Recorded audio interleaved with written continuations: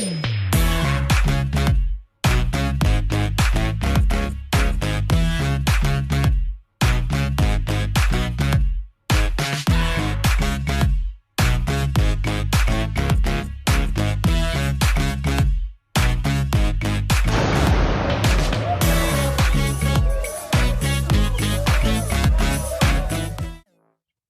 to this week's Indie Artist Music Hustle with Blonde Intelligence. I'm your host, Miss Roni, and I always seek to give you exquisite cranial repertoire. This week, I was watching one of my favorite YouTubers, which is Nokia. He's a white guy that does really good breakdowns of hip-hop music.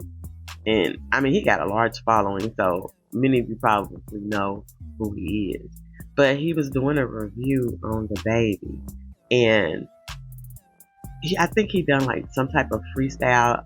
There was 3 different beats, but DaBaby killed it. And I was like, when I first heard of him, it was like I remember the music, but mostly known for what happened with him and Danny Lay. So to me, this was refreshing that he's in hip hop news because of his talent. So I want to talk about that and how he paid homage to Kendrick in the song, and how another Canadian artist was saying that Drake took parts of this Nokia song from him, and it wasn't the first time, but hey, we'll talk about it a little bit. In the dynamic world of hip hop, Drake's recent release Nokia represents not only a musical endeavor, but also a complex interplay of artistic integrity and legal challenges. The controversy surrounding allegations of copying work created by another Canadian artist highlights the delicate balance between inspiration and appropriation in music. Or as Kendrick stated in Euphoria, "You're not a rap artist, you're a scam artist." This situation is particularly ironic considering Drake's ongoing legal battle with UMG, which questions the very principles he seems to undermine in his latest work. Drake's imitation of Kendrick Lamar's dance move in the Squabble Up video, as well as during the Super Bowl halftime show, serves as a symbol of this contradiction. By drawing from Lamar's artistic expression, Dre risks diluting the originality that defines a true artist. And some of the people who was doing reviews and breakdowns were saying if this was the way that he wanted it to hit, then this didn't do it.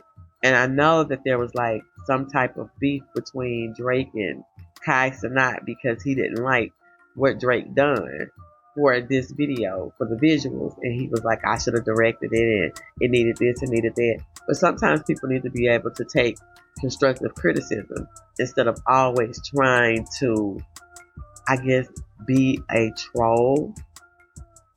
Because I don't know if Drake can even, or if he even realizes what he is doing.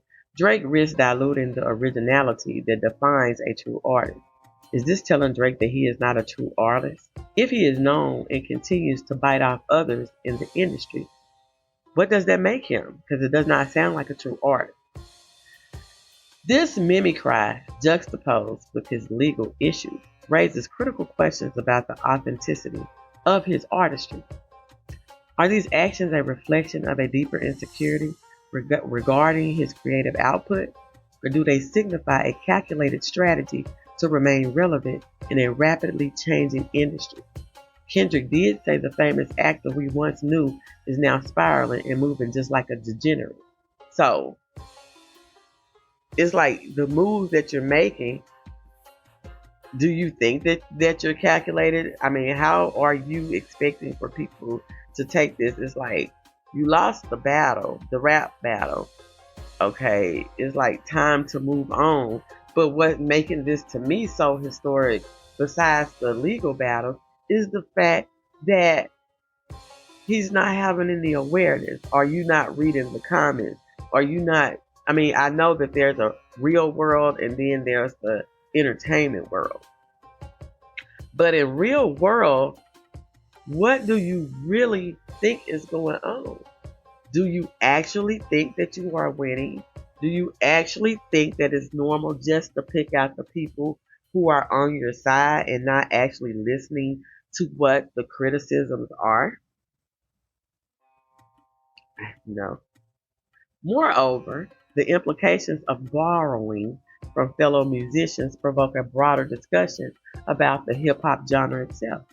The genre has historically thrived on sampling and collaboration, yet the boundaries of acceptable influence are continually tested. So it's like, it's cool to use a sample and pay for that sample or remake or whatever.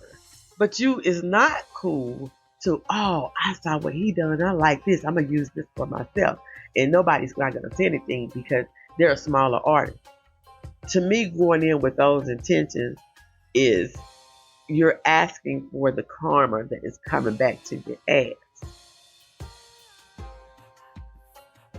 Critics argue that when artists like Drake cross these lines, they not only jeopardize their reputation, but also challenge the very foundations of the hip-hop culture. The irony of Drake's situation is further compounded by his public persona, known for his emotional vulnerability and introspective lyrics. His actions in Nokia seem to be the blueprint to what he has built his brand on. The duality prompts listeners to question whether his latest endeavors are genuinely artistic expressions or mere attempts to capitalize on controversy. And that's what I was saying. How do you think people are looking at this? Because if he's just trying to capitalize on controversy, then he needs a new PR team. Then that's just in my opinion. Drake's actions can indeed be interpreted as a complex interplay between his desire to connect with Kendrick Lamar's artistic influence and his own struggles with identity as an artist. In recent collaborations and lyrical references, Drake demonstrated an acknowledgement of Kendrick's profound impact on hip-hop. For instance, Drake takes subtle jabs at his contemporaries while simultaneously showcasing his lyrical prowess. This duality reflects an internal conflict. He seeks to assert his identity while grappling with the weight of Kendrick's innovative style and deep lyricism. Furthermore, the moniker of the biggest Karen in hip-hop highlights the criticism surrounding Drake's perceived inconsistency and not being authentic. Critics often point out to his switch between genres and styles as evidence of a lack of commitment to originality. For example, when he moves from rap to pop in tracks like One Dance, it raises questions about his true artistic voice. This inconsistency may stem from the pressure to compete in a genre heavily influenced by Kendrick's authenticity and innovation. Drake's struggle to remain his unique voice is indicative of a broader issue within the hip-hop community. And the issue is balancing personal expression with industry expectations. Kendrick represents a form of artistry that emphasizes raw, unfiltered storytelling, contrasting with Drake's more commercial approach.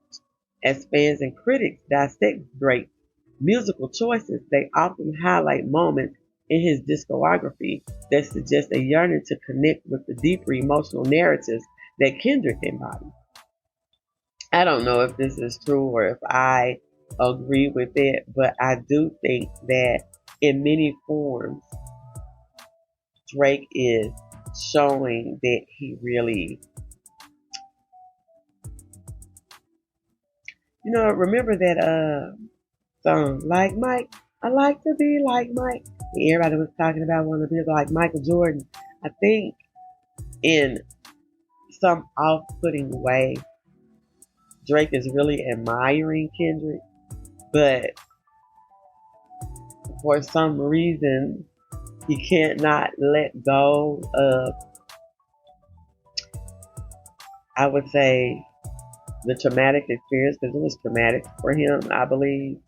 Everybody said it, some people laugh, but I think that it's more to the actions, because earlier I know I said that he needed to get a new PR team, but on the flip side of it, he might need to listen to his PR team and constructive criticism.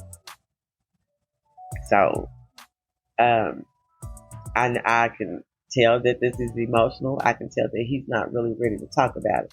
He's mad and he's going to fight about it, but it's like the fight is over. So, I feel like the people around him need to try to get him the support that he needs. He don't need to keep pressing toward, I don't even know if it's fulfilling contractual obligations at this point. But we're going to move to DaBaby. So on the other hand, DaBaby's recent freestyle with Father Love serves as a powerful testament to his admiration for Kendrick Lamar's artistic legacy, while simultaneously forging his own unique identity in the hip-hop landscape. Because although he was giving homage to Kendrick, he was still saying that he was the best and nobody is better than him. Although he rhymed with him, he's still the best. And that's how hip-hop is. And I think that was the reference that Kendrick made when he was like, I pray that y'all real my friends. If not, then I'm YNW Nelly. Because he was like, we can do this good and, we still be all right. Or I can really just destroy you. And I don't think, again, that Drake read the room. But anyway, in the episode 200, and I cannot remember the name of the podcast. I'm so sorry, but I remember it was episode 200 because DaBaby made me remember. In episode 200, his lyrical dexterity is on full display as he seamlessly weaves intricate wordplay and personal narratives into his verses. This creative delivery not only captivated his audience, but also reflected the essence of what hip-hop fans crave: authentic artistry that challenges the status quo. One of the most striking aspects of DaBaby's freestyle is his ability to pay homage to Kendrick Lamar without merely imitating him. For instance, he incorporates Kendrick's complex rhyme schemes and storytelling techniques while infusing his own experiences and perspective. Because he liked to talk a lot about the women. Stop it, boy, stop it. This blend of influences exemplifies how artists can honor their predecessors while still carving out their own path. By doing so, DaBaby highlights the positive impact Kendrick has had on his peers, encouraging them to innovate rather than to replicate. Furthermore, DaBaby's engagement with the musical elements of Squabble Up showcases his versatility and understanding of the genre. He skillfully manipulates the beat, demonstrating a keen sense of timing and rhythm that complements his lyrical content. This synergy between heat and lyricism is crucial in hip-hop, as it enhances the overall listening experience and underscores the artist's message. DaBaby's ability to create this balance reinforces his status as a formidable artist in the industry. Additionally, his confident delivery and dynamic performance style serves to energize the audience, creating an atmosphere of excitement and engagement. This is particularly important in live performances, where the artist's ability to connect with the fans can significantly impact their reception. DaBaby's charisma and stage presence further exemplify his growth as an artist, showcasing his commitment to pushing boundaries within the genre. Kendrick Lamar has indeed raised the bar for hip-hop delivery, and DaBaby's response serves as a reminder of the genre's potential for creativity and innovation. The contrast between Drake's legal dispute and DaBaby's artistic homage illustrate a broader narrative within hip-hop, where the best artists elevate the genre through thoughtful expression and skillful execution. The contrasting actions of Drake and DaBaby reveal the complexities of artistic expression within the hip-hop community. While Drake's action may appear contradictory, they prompt important discussions about the nature of inspiration and imitation in music. Meanwhile, DaBaby's homage to Kendrick Lamar serves as a beacon of hope for the future of hip-hop, encouraging artists to strive for authenticity and originality in their work. That's all that I have for this week. Remember, you can catch Indie Artist Music Hustle with Blind Intelligence on all podcasting platforms. You can catch us on social media. I do have a page floating out there on Facebook because Facebook deleted my page. They said I was not who I said I was. I do not understand it. But anyway, I had my Blonde Intelligence page, which was the original name of this podcast. The Blonde Intelligence Facebook page and the Blonde Intelligence LLC Facebook page is still floating out there. But for some reason, when they deleted my one account, I cannot get back into it. And it was like, you have to sign in from a computer that you were already on, did all of this. Big problem, big problem, big problem. But anyway, on social media, and you can get your merch at www.blonde-intelligence.com. And if you have any questions for me, hit me on the website and you can hit the contact page and I will answer you. But anyway, I will see you next week. Bye. Hey girl, let me tell you about this podcast. Girl, everybody has a podcast these days. But this one interviews new and interesting indie artists. It's called Indie Artist Music Hustle with Blonde Intelligence. Really? Where can I find it? It's on all podcasting platforms, streams live on social media, and on rpentradio.com. What'd you say it was called again? It's called Indie Artist Music Hustle with Blonde Intelligence. Girl, I'm gonna have to check her out. Give it a check, girl.